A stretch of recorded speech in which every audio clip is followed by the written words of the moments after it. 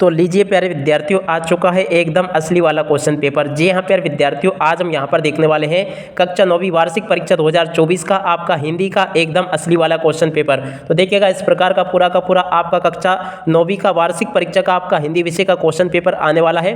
इसलिए आप सब लोग यहाँ से इसको पूरा देख कर जाइएगा, जिससे कि आप सब लोग अपनी वार्षिक परीक्षा कक्षा 9वीं हिंदी विषय के पेपर में पूरे अंक प्राप्त कर सको। जी हाँ प्यारे विद्यार्थियों, पूरा का पूरा क्वेश्चन पेपर आज मैं यहाँ से आपको सॉल्यूशन के साथ में बताऊंगा। एक भी क्वेश्चन यहां से आपका मिस नहीं होगा अगर आपने पूरे क्वेश्चन पेपर को अच्छे प्रकार से समझ लिया तो देखिएगा इस प्रकार का पूरा आपका क्वेश्चन पेपर होगा। यहां से आप सब लोग इसको देख लें और अच्छे प्रकार से समझ भी लें, जिससे कि प्यारे विद्यार्थियों आप सब लोग अपनी वार्षिक परीक्षाओं के पेपर में पूरे अंक प्राप्त कर सको।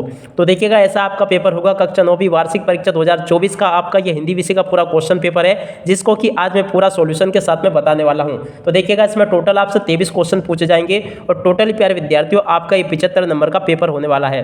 तो चलिए जल्दी से हम आगे बढ़ते हैं, समझते हैं आपके कक्षा 9वीं वार्षिक परीक्षा 2024 के हिंदी विषय के पूरे क्वेश्चन पेपर को और इसके पूरे सॉल्यूशन को, जिससे कि प्यारे विद्यार्थियों आप सब लोग अपनी वार्षिक परीक्षाओं के पेपर में पूरे अंक प्राप्त कर सको।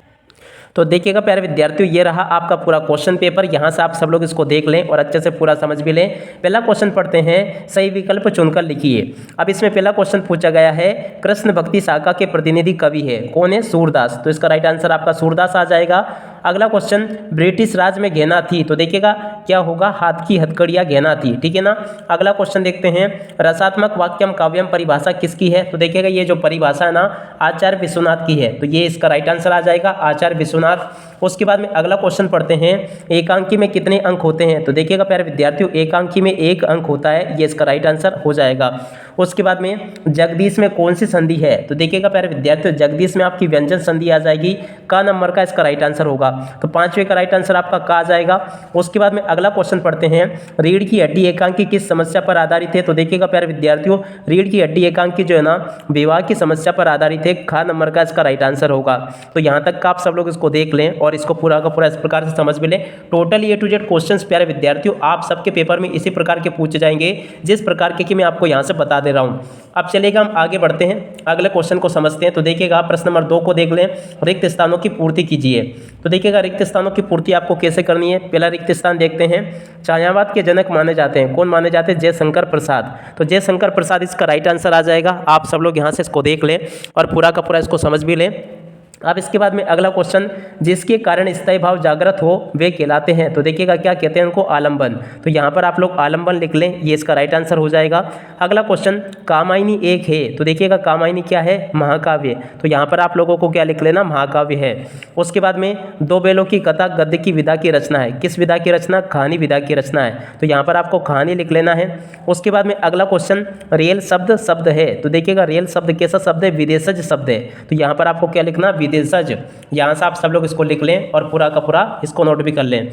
राम स्वरूप विवाह के लिए बेटी की छुपाते थे, तो देखिएगा राम स्वरूप जो थे ना विवाह के लिए बेटी की क्या छुपाते थे? उच्च शिक्षा छुपाते थे। तो यहाँ से आप लोग ये नोट कर लो। तो देखिएगा इस प्रकार से प्यारे विद्यार्थियों आप सब लोगों को पूरा का पूरा यहाँ तक का मैंने आपको सॉल्यूशन बता दिया है। अब चलेगा हम आगे बढ़ते हैं, समझते हैं आपके आगे के क्वेश्चंस को और इनके उत्तरों को। तो देखिएगा प्यारे विद्यार्थियों आगे आपके पेपर में कुछ इस प्रकार के क्वेश्चंस पूछे जाएंगे, यहाँ से आप सब लोग इनको देख लें और अच्छे प्रकार से समझ भी लें। तो देखो जोड़ी इस प्रकार से आपके पेपर में पूछी जाएगी, जोड़ी का मिलान आप लोग यहाँ से कर लें। बीजक, तो देखो बीजक कबीर की रचना है। 24 मात्राओं वाला छंद दोहा होगा। कई अंकों वाली रचनाएं नाटक कहलाएगी। लाशा की ओर राहुल सांस्कृतियन, विद्यालय में दीर्घ स्वर संधि होगी। रीढ़ की हड्डी जगदीश चंद्र माथुर का ये रचना है, ठीक है ना। तो यहाँ तक का आप लोग देख लो अच्छी प्रकार से। अब उसके बाद में आगे आप लोग यहाँ से इनको देख लें, एक शब्द या फिर एक वाक्य में उत्तर। देखो ये किस प्रकार से पूछे गए हैं, ज्ञान मार्ग की भक्ति शाखा के प्रतिनिधि कवि कौन है? कबीरदास है। बिना पूर्वापर संबंध में स्वयं के पूर्ण होने वाला काव्य क्या कहलाता है? तो देखो इसको कहते हैं मुक्तक काव्य। उसके बाद में रिपोर्टाज किस भाषा का शब्द है? तो देखो फ्रेंच भाषा का शब्द है। मनोयोग का संधि विच्छेद क्या होगा? मनाधन योग होगा। सदाचार का विलोम शब्द क्या होगा? दुराचार होगा। रीढ़ की हड्डी एकांकी किस समस्या पर आधारित है? तो देखो ये विवाह की समस्या पर आधारित है। तो ऐसा आप सब लोग यहाँ तक का पूरा सॉल्यूशन कंप्लीट कर लो। अब इसके बाद के क्वेश्चन ये लिखे हैं, प्रश्न नंबर 5 को देख ले, जिसमें कि आपसे सत्य असत्य पूछे गए हैं। अब सत्य असत्य में पहला क्वेश्चन देखें, माखनलाल चतुर्वेदी को देश की आज़ादी के लिए जेल जाना पड़ा, बिल्कुल सत्य होगा। जहाँ नायक नायिका के वीर्य का वर्णन हो वहाँ संयोग श्रृंगार होता है, ये आपका असत्य हो जाएगा। हरिशंकर परसाई का जन्म मध्य प्रदेश में हुआ, तो ये बिल्कुल सत्य है। रात दिन में तत्पुरुष समास से असत्य हो जाएगा क्योंकि इसमें द्वंद्व समास होगा।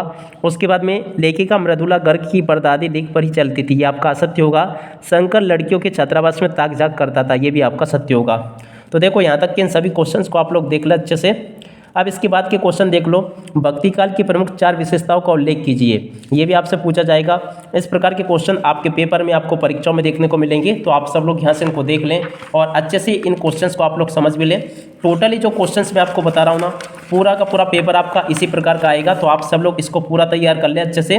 देखिएगा सभी के सभी क्वेश्चंस मैंने यहाँ से आपको बता दिए हैं, तो आप सब लोग इनको देख लें और अच्छे से पूरे पेपर को भी आप लोग नोट कर लो।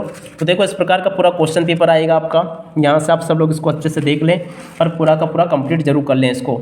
तो देखिएगा प्यारे विद्यार्थियों, यहाँ से मैंने आप सबको पूरा का पूरा क्वेश्चन पेपर अच्छे से बता दिया है, तो आप सब लोग इसको अच्छे प्रकार से तैयार कर लो ताकि आप सब लोग अपनी वार्षिक बोर्ड परीक्षाओं के पेपर में इसको अच्छे से हल करके आ सको। तो देखिएगा प्यारे विद्यार्थियों, अब इसी के साथ में इस वीडियो को यहीं पर पूरा करते हैं। नमस्कार, जय हिंद, जय भारत।